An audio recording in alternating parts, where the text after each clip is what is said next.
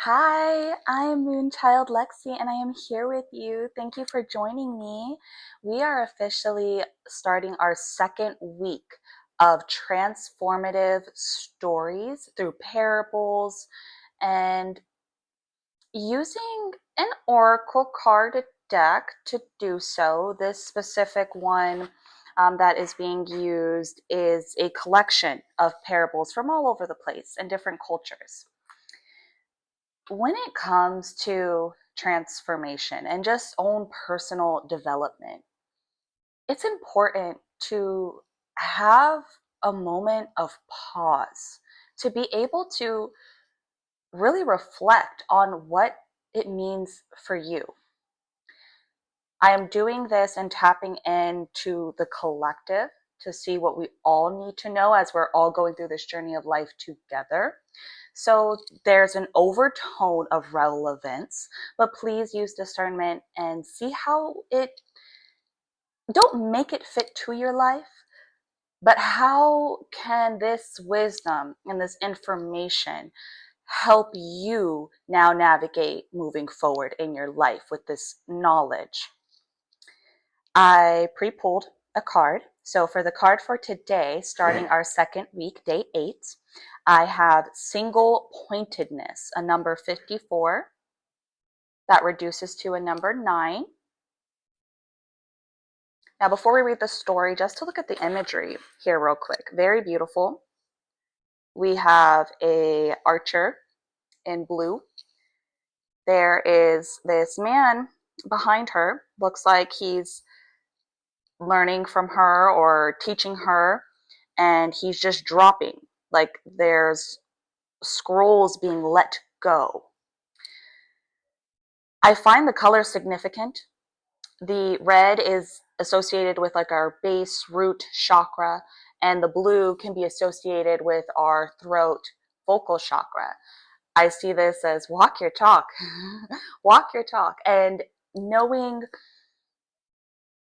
like I was just explaining, how to work with creation as I'm going to use the example of just masculine and feminine energy.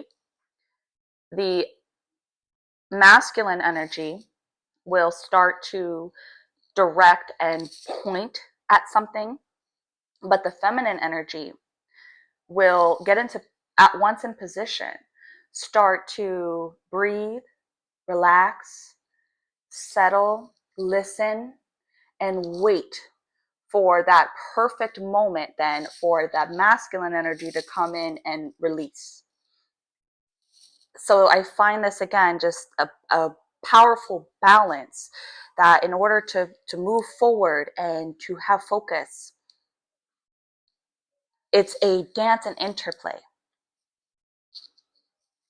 So that's just intuitive, right? So when we're using a method of, I'm going through the deck and I'm just picking one card, feeling what I intuitively feel from it, I'll read the story and then I put it aside. So that way we can get through a full 60 days. I shall read the story now.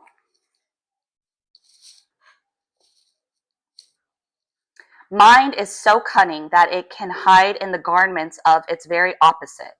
From indulgence, it can become asceticism. From being a materialist, it can become a spiritualist. From being worldly, it can become otherworldly. But mind is mind. Whether you are for or against the world, you remain encaged in the mind. When mind disappears in a choiceless awareness. When you stop choosing, when you are neither for nor against, that is stopping in the middle. One choice leads to the left, one extreme. Another choice leads to the right, another extreme. And if you don't choose, you are exactly in the middle. That is relaxation. That is rest. You become choiceless consciousness,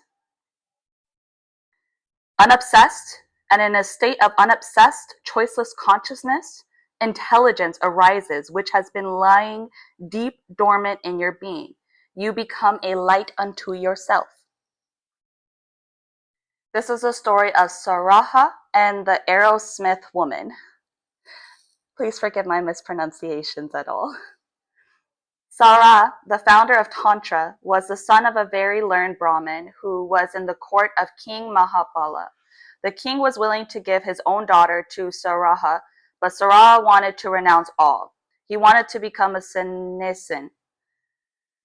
The king tried to persuade him.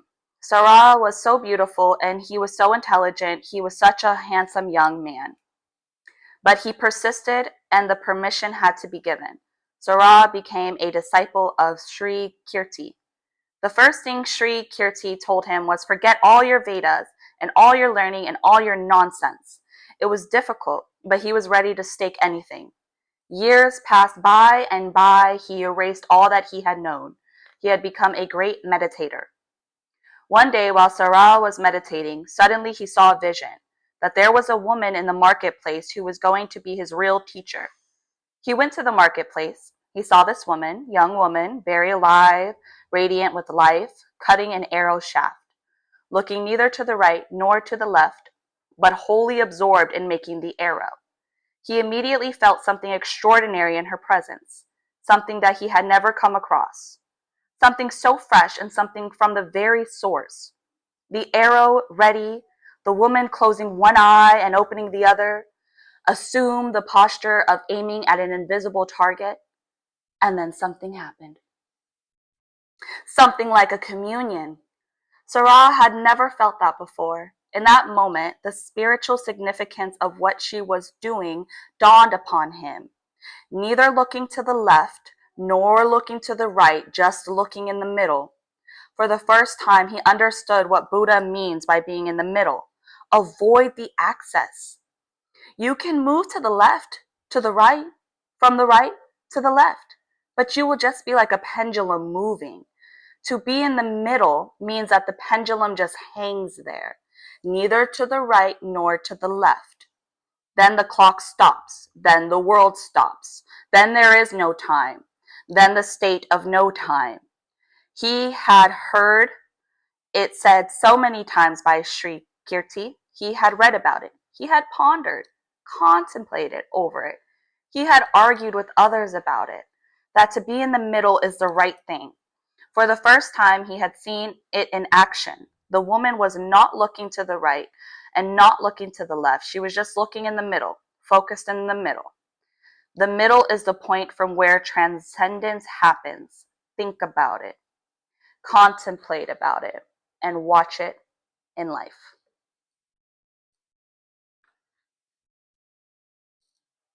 Some contemplation for us, but welcome to week 2. May we take our time as we integrate these stories. I'd love to hear what it means for you. Thank you all. Until next time.